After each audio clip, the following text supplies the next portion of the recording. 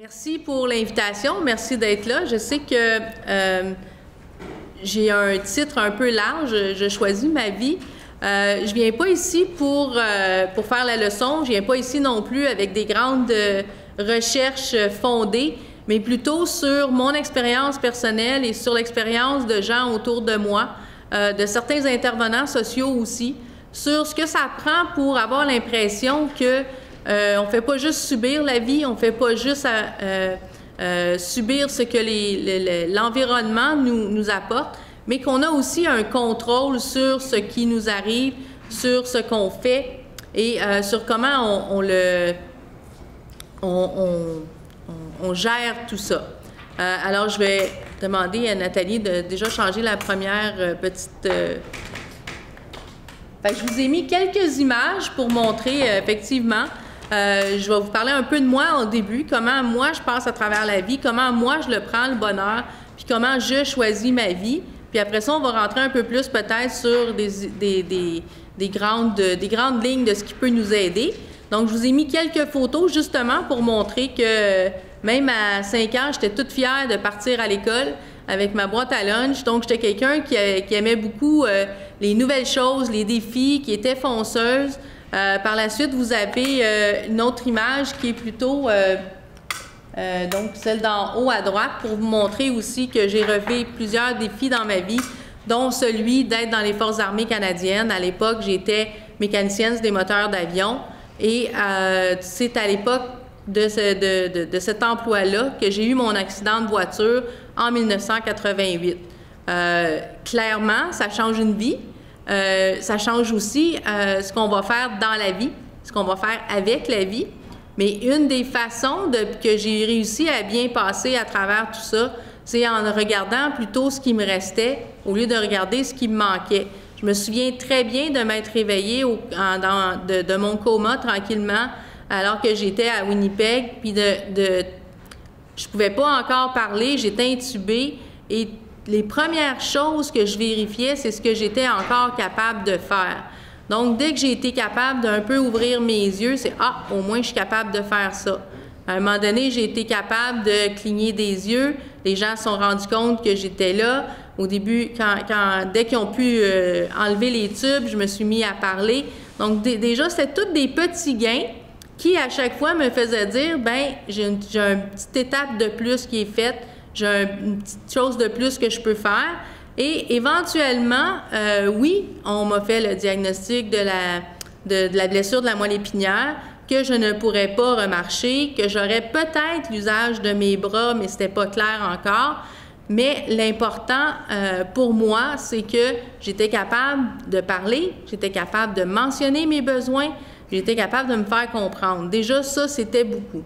Donc, des fois, c'est beaucoup dans la façon qu'on va aborder les choses. Bien sûr, ensuite est venu, une fois qu'on a fini la réadaptation, que c'est clair qu'on ne remarchera pas, on peut avoir un peu de mouvement dans les bras, mais on n'a pas de mouvement dans les mains. On fait, bien, qu'est-ce que je peux faire de ma vie maintenant? Fait que j'ai fait une petite analyse de ce que j'aimais, de ce que j'aimerais faire, puis de ce que je pensais encore possible. Et comme j'aimais beaucoup apprendre des langues, j'aimais beaucoup voyager, c'est là que j'ai décidé de faire des études. Donc, j'ai commencé par des études en communication, mais j'ai fini avec une maîtrise en gestion planification du tourisme. Et c'est là qu'on voit la photo avec le beau petit diplôme.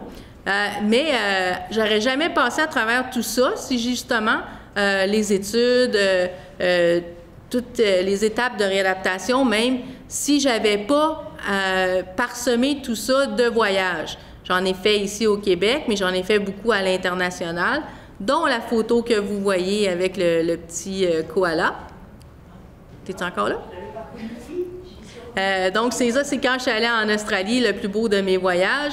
Mais ceci étant dit, il faut faire cette analyse-là. Qu'est-ce que j'aime? Comment je pourrais le faire? Comment je pourrais y arriver? Il y a plein d'adaptations aujourd'hui qui sont possibles pour nous aider à accomplir bien des rêves qu'on croyait impossibles avant de façon générale, mais encore plus parce qu'on est en situation de handicap. Donc, c'est ça. Et l'autre façon que j'ai trouvé de m'accomplir dans la vie, c'est que j'ai fait une tentative de retour au travail à temps plein. J'ai essayé à temps partiel et c'était beaucoup trop exigeant pour moi. Plutôt que de me sentir inutile ou de me sentir comme je vaux plus rien parce que je suis pas fonctionnelle comme les autres dans la vie, bien, je m'accomplis par mon bénévolat. Donc, quand je suis au conseil d'administration de la fondation de Kéroul, bien, automatiquement, c'est du bénévolat. Quand je viens faire des conférences, je fais du bénévolat, mais ça me valorise, moi, d'être capable d'accomplir ces choses-là, mais ça me valorise aussi d'apporter des choses aux autres et que les gens, par la suite, viennent me voir, me disent « Ah, peut-être que tu m'as aidé un peu. Avant ta conférence, j'étais plus négative. » Ou « Avant ta conférence, je pensais que c'était impossible de voyager pour moi maintenant. » Donc, c'est des façons de se valoriser. Il faut savoir faire l'analyse interne de ce qui nous interpelle. OK. Donc, je vais rentrer dans la boîte à outils. Tu peux faire la prochaine. Pour moi, la boîte à outils, il y a plein de possibilités qu'on peut utiliser. Donc, une des premières choses, dépendant de notre âge et de notre intérêt, ça peut être d'aller aux études ou de faire un retour aux études. Et souvent, les gens vont dire « Oui, mais moi, je suis pas capable de me concentrer longtemps » ou « Moi, je suis pas capable de prendre des notes » ou des choses comme ça. Mais il faut savoir qu'il y a plein de services qui sont disponibles, soit en allant s'informer dans les commissions scolaires ou dans les écoles précises. Et ça c'est vrai autant au niveau du primaire, du secondaire, du cégep, de l'université. Moi-même, j'aurais pas pu passer à travers mes études de la même façon si j'avais pas eu des preneurs de notes qui avaient été engagés et payés par le ministère de l'Éducation. De la même façon, si j'avais pas demandé de l'aide quand on peut avoir de l'aide quand on a besoin d'aller à la toilette pendant qu'on est à l'école, etc. Fait que c'est toutes des inquiétudes qu'on peut avoir peut-être qui vont nous empêcher d'aller aux études ou de faire un retour, mais il faut savoir que ces systèmes-là existent et si on les utilise pas, bien, ils vont finir par disparaître. Fait qu'il faut surtout pas s'empêcher de les utiliser en pensant que ça va être trop surchargé ou qu'il va y avoir trop de demandes, ou etc. Et souvent, en allant aux études, bien, on va aussi se faire des nouveaux amis, on va se faire des connaissances qui peuvent devenir des gens qui vont faire d'autres activités avec nous. Donc, je pense que c'est une des façons qu'on peut s'outiller pour être plus fonctionnel dans la vie. Sinon, il y a aussi au niveau... J'ai l'impression que le micro, il descend de plus en plus. Sinon, il y a aussi au niveau du travail bénévolat. Donc, comme je vous disais tantôt, pour moi, c'est le bénévolat parce que je ne suis pas capable, ça me demande trop de faire ça, de travailler à temps plein. Si vous avez envie de faire des recherches de travail et que vous êtes en situation de handicap, là aussi, il y a plein de services qui existent au ministère, au centre d'emploi. Vous pouvez avoir plein d'informations parce que les entreprises peuvent avoir des subventions pour adapter vos postes de travail.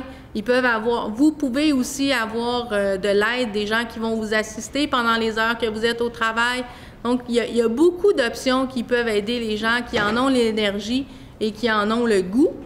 Et sinon, bien, si vous avez envie de faire du bénévolat, il y a là encore plein de façons de faire du bénévolat. Ça peut être quelque chose de très, très spontané. Ça peut être, je vais aller lire le journal à des personnes âgées qui n'ont plus la possibilité de lire et je vais le faire une fois par semaine. Comme ça peut être du bénévolat qui est vraiment hebdomadaire. Ça peut être s'impliquer pour une association comme l'association du Spina Bifida qui a besoin d'aide pour un événement quelconque, qui ont besoin de bénévoles. Donc, il y a plein de façons de se valoriser et de se sentir comme on a une fonction dans la vie, on a une utilité. Okay. Dans les autres choses qui peuvent nous aider à nous sentir comme on a un contrôle sur notre vie, puis on choisit ce qu'on fait, bien, c'est de se trouver des loisirs, faut arrêter de penser qu'on est toujours dans l'urgence, qu'on est toujours dans le médical ou qu'on est toujours pris entre ces quatre murs et qu'il n'y a pas d'option. Donc, si on se trouve un loisir qu'on aime, ça va être très vaste, hein? On peut décider qu'on a le goût de jouer au backgammon en ligne, puis on trouve des gens qui vont jouer avec nous. on est plus solitaire, on peut décider qu'on joue à toutes sortes de jeux qui ne demandent pas d'interaction avec les autres. On a plus le goût d'interaction. Il existe toutes sortes d'organismes, de regroupements de personnes en situation de handicap pour, encore là, autant des jeux de société, mais aussi des choses plus actives. On peut, il y a des allées de quilles qui sont adaptées. Il y a vraiment une panoplie d'options qui sont disponibles. Il s'agit d'aller dans les regroupements qui vont vous donner cette information-là. On a tous vu à un moment donné ou un autre, je suis certaine, dans les dernières années, les Paralympiques. On a ici, plus localement, le défi sportif. C'est des gros événements, c'est des grosses activités, puis c'est le fun à aller voir. Ça peut être le fun à participer, ça peut être le fun à faire du bénévolat. Mais on n'est pas obligé d'aller jusque-là non plus. On peut décider de faire du sport en petits groupes, de faire du sport dans la rue en avant de chez nous, ou des choses plus organisées comme des sports en fauteuil roulant.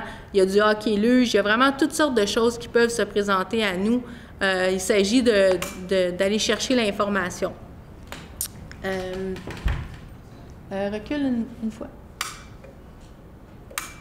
Ah, c'est ça. Sinon, on tombe bien sûr dans mon dada, qui est le tourisme et la culture, donc tout ce qui est activité touristique. Et là, quand on parle d'activité touristique, ça ne veut pas automatiquement dire faire comme moi puis partir en Chine puis en Australie. Il y a des activités bien fun qu'on peut faire, même au Québec. On peut même aller dans notre propre ville puis se sentir comme des touristes quand on profite des festivals gratuits, etc. Mais on peut aussi décider d'aller à Québec, d'aller à des endroits où il y aura des activités, où on sait qu'il y aura aussi de l'accessibilité. Peu de gens le savent, mais quand on a on a droit au service de transport adapté dans notre ville, on a droit au service de transport adapté dans les autres villes du Québec aussi. Il faut juste avertir avant qu'on s'en vienne. C'est des petites choses qui peuvent être le fun à savoir. Je vous invite grandement à aller voir le site de Kéroul, d'ailleurs, où vous allez avoir plein d'informations, autant pour le Québec que pour l'international. Et moi, je vous avoue que des fois, même juste aller à Québec ou aller à Magog, je me sens comme si je suis un touriste. Puis ça me fait sortir de mon petit malheur quotidien ou de ma petite routine, puis je me sens comme ravivée un peu, puis comme s'il y a plus d'agrément dans ma vie. OK, next. Donc, justement, je vous mets quelques petites photos ici pour vous montrer que ça peut être différentes choses, faire du tourisme. Donc, en bas, vous avez une photo au Grand Prix de Montréal. Donc, c'est une activité que je fais annuellement depuis près de 20 ans. Donc, là, je choisis d'observer une activité sportive.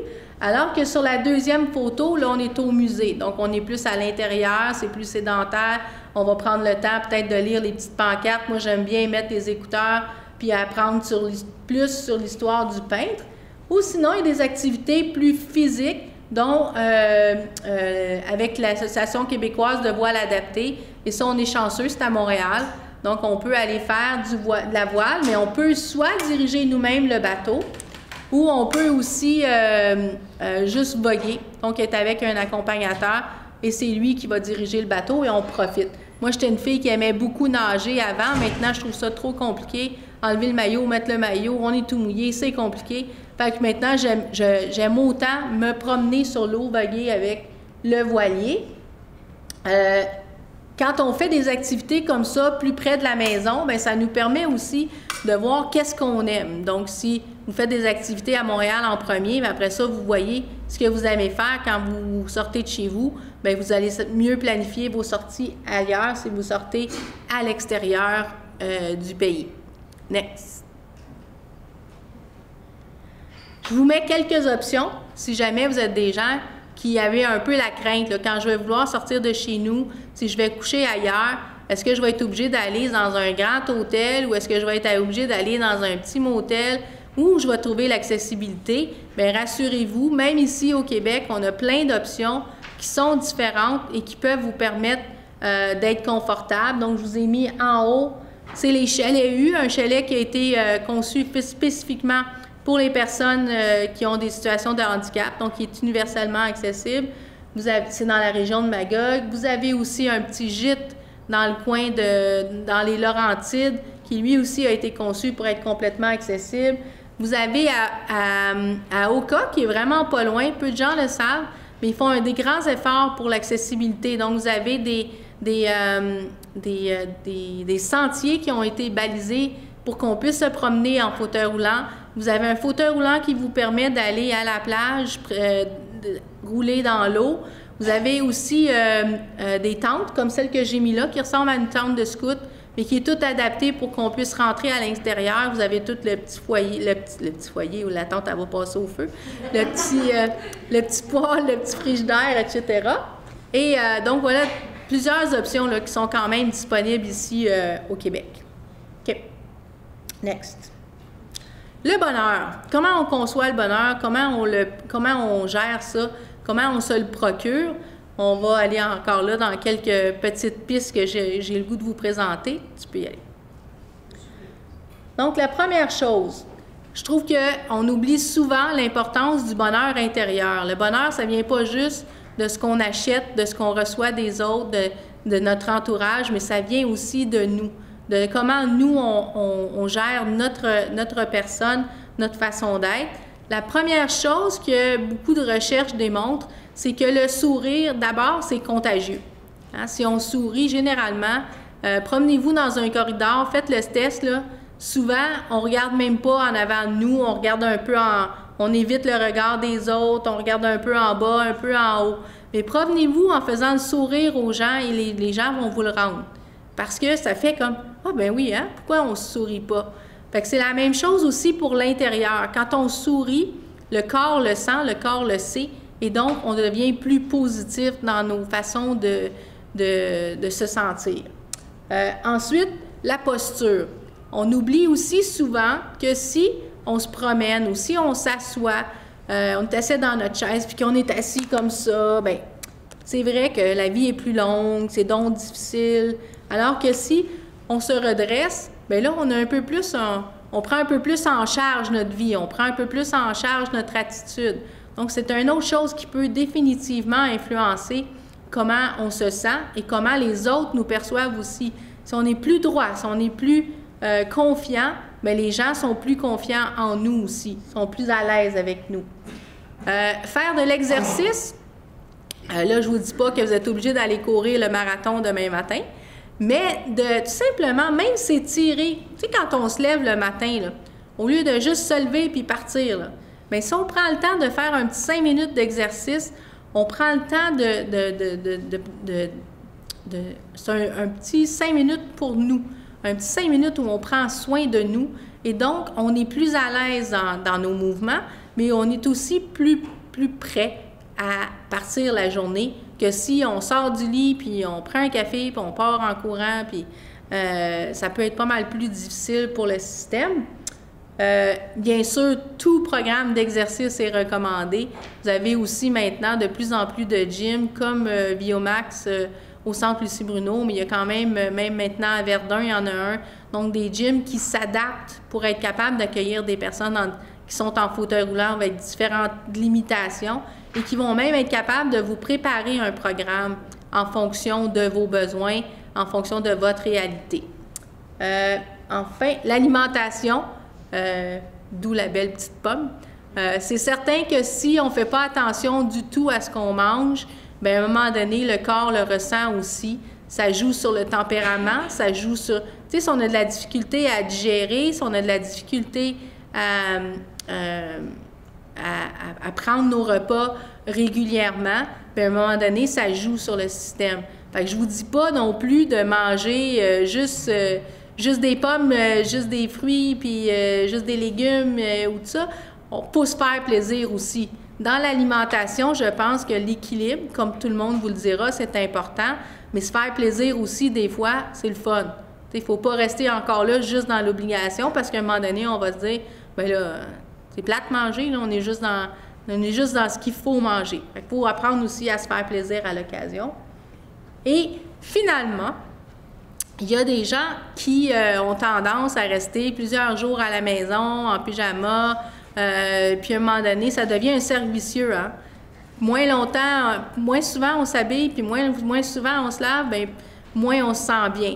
Donc, si on prend, même si vous restez à la maison, là, vous le savez, là, vous avez une couple de jours à rester à la maison, vous n'avez pas à sortir de la maison, juste s'habiller, déjà, c'est comme si on se donne un petit humph, un petit coup de pied dans le derrière pour dire, bien là, je ne fais pas juste rester écrasé aujourd'hui. Ceci étant dit, on a le droit d'en avoir des journées qu'on reste à la maison, puis qu'on relaxe, puis que ça nous tente de rester en pyjama aujourd'hui. Mais quand on sent que ça devient un peu trop long, puis que ça devient un peu... on se sent de moins en moins bien, bien des fois, il faut juste le fait d'avoir pris sa petite douche puis de s'être habillé, bien, ça peut aussi changer le tempérament de la journée. Next. J'essaie de ne pas accrocher le micro. Donc, le bonheur dans le psychologique, bien, d'abord, il y a avoir de la gratitude. Et ça, avoir de la gratitude, je vous dis ça, pas...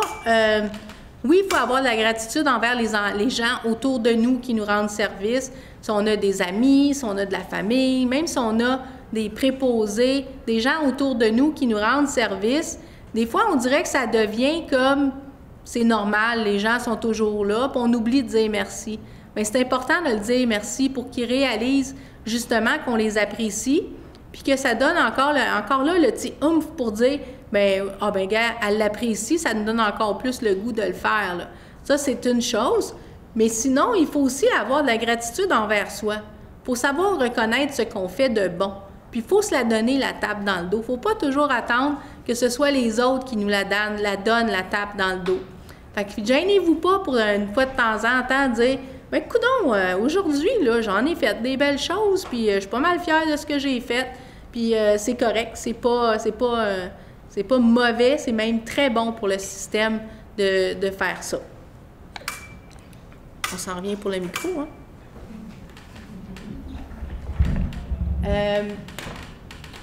Changer ses mauvaises habitudes, ses mauvaises actions.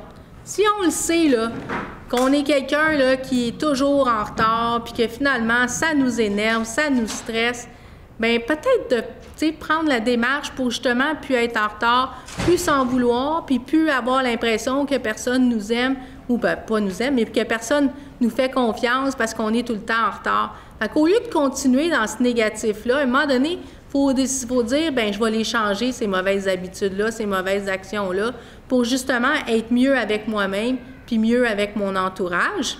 Dans les autres choses, écouter ses émotions.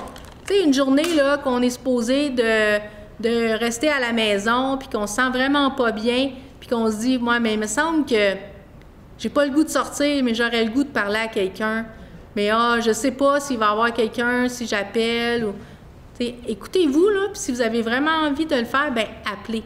Appelez la personne, dites, bien, écoute, je n'ai pas le goût de sortir aujourd'hui, mais j'ai besoin de parler à quelqu'un, tu as 5 minutes. Il faut respecter ce qu'on ressent. Il ne faut pas s'arrêter en se demandant qu'est-ce que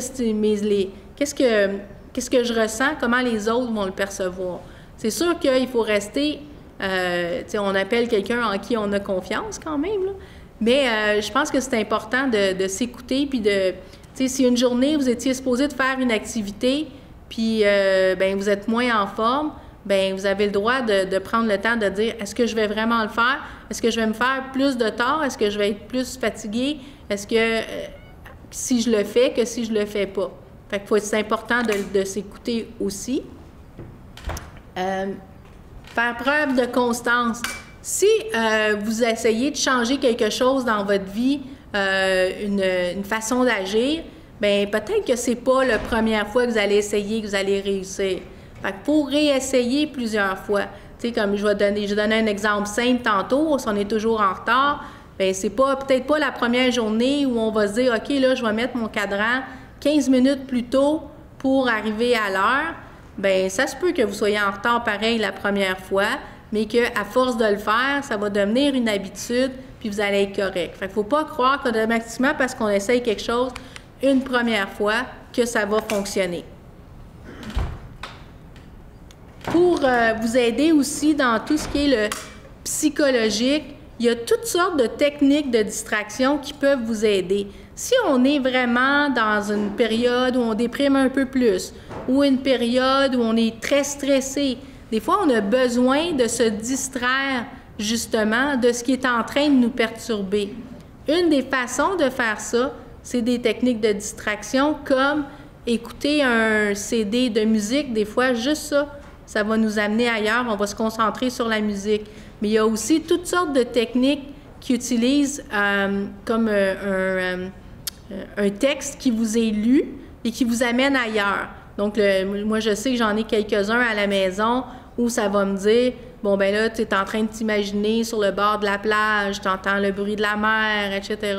Donc, c'est toutes des choses qui peuvent vous permettre de sortir des mauvaises idées ou des mauvais sentiments que vous avez à ce moment-là. Ou même des fois, moi, je l'utilise des techniques de distraction avec le transport adapté qui arrive très souvent en retard.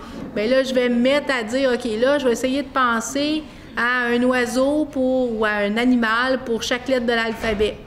Bien, pendant que je pense à ça, bien, j'oublie que je suis en train d'attendre mon transport, puis ça passe un petit peu plus vite.